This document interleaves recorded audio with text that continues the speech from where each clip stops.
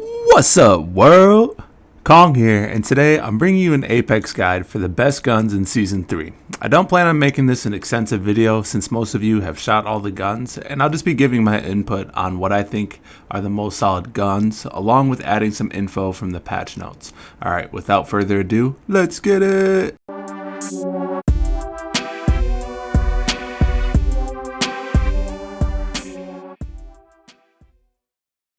So we're going to start with the lowest tier first. I don't think it'll come to a surprise to anyone that the Mozambique and P2020 are rightfully here. The Mozambique did get buffed. Respawn announced that they decreased the pattern spread and the Mozambique will now reset from recoil faster, which should make it easier to track targets and see where your shots land.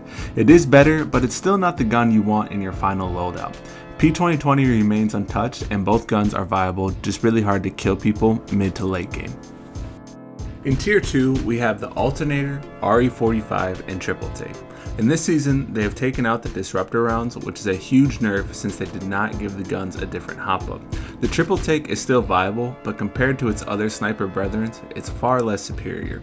You can still rock these guns early to mid, but you definitely want to dump them for the stronger tier weapons, which we will be covering here shortly. In the third tier, we have the EVA 8, Peacekeeper, Prowler, Longbow, and Spitfire. Shotguns got a nice buff this patch, as they increased the damage and provided some new hop-ups. The EVA 8 takes a double tap hop-up, which makes each trigger pull fire a quick 2-round burst. This is great, but it also kicks super hard. If you land 2 double tap shots though, it's almost a guaranteed knock. The Peacekeeper, of course though, is still the more well-rounded shotgun, and does a good amount of damage to stop enemies right in their tracks. The Prowler got a slight nerf to its burst mode fire as more recoil has been added. Still shoots about the same with the select fire, full auto. Just know that this gun is only good with the hop up, but the hop up is a lot easier to find this season than in last. Great weapon as it still has 35 rounds with the level 3 mag, giving you plenty of ammo to take care of enemies. The Longbow received a solid nerf this season as they took out skull piercer rounds and reduced the rate of fire from 1.6 to 1.3. Reduced leg damage multiplier 2 as well from 0.9 to 0.8, and the base headshot damage was increased from 2.0 to 2.15 to make up for the skull piercer rounds. The Longbow is still a decent sniper, just not as powerful now with the loss of skull piercer and slower rate of fire. No changes to the Spitfire were announced. It's still a solid gun if you prefer LMGs, but it's still outclassed by one of its energy companions. The recoil is a bit tricky from the mid-range, but up close this thing shreds still. Moving on, Tier 4, Wingman. The Wingman did not suffer as much as the Longbow this patch because of the skull piercer nerf, and it benefits more from the 2.15 headshot multiplier than the Longbow as well. This weapon is definitely high skill. This is going to be a weapon that the pros use to yammer off headshots. In Season 2, the pros abuse the Wingman, and I still think that's going to be a highly viable option this season as well. The Havoc had no changes to it this season, and the turbocharger still makes this gun pretty amazing. High skill cap because of the charge time without turbo, but does great damage, and if you can get good with this weapon, I highly suggest it. The other great gun in this tier is the Devotion. Does mad damage, and the charge up is a lot easier to handle over the Havocs, as you can take your first couple shots to get yourself on target, and I highly recommend this gun this season as well. Now, the Hemlock will probably be the most controversial gun I put in this list. Now, this season the Hemlock got an increased base damage from 18 to 22 and a slight decrease to rate of fire in both fire modes.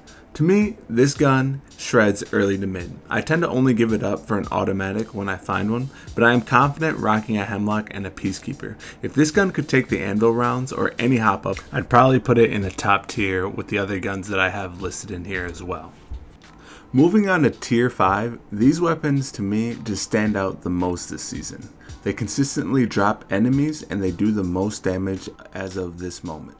The G7 Scout can now take double tap. They increase the base damage from 30 to 34. This gun feels nice right now. It's easy to shoot and the double tap hop up makes this gun so clean for head and body shots. A couple double taps and you'll be knocking enemies left and right. The R99, even with the nerfs to the extended magazines, still dominates fights due to its rate of fire and ease of use. The base magazine size used to be 18, 22, 26, and 30 respectively with level 1, 2, and 3 mags, and after the nerfs is 18, 20, 23, and 27. They added some recoil randomness patterns, but the gun feels easier to shoot than in the previous season. The R301 had its damage reduced from 14 to 13, and even with this slight nerf to damage, this gun is better than ever.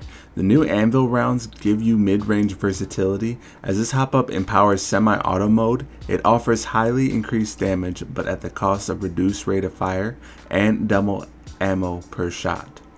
This hop-up is perfect when you're running a mid to close range combo.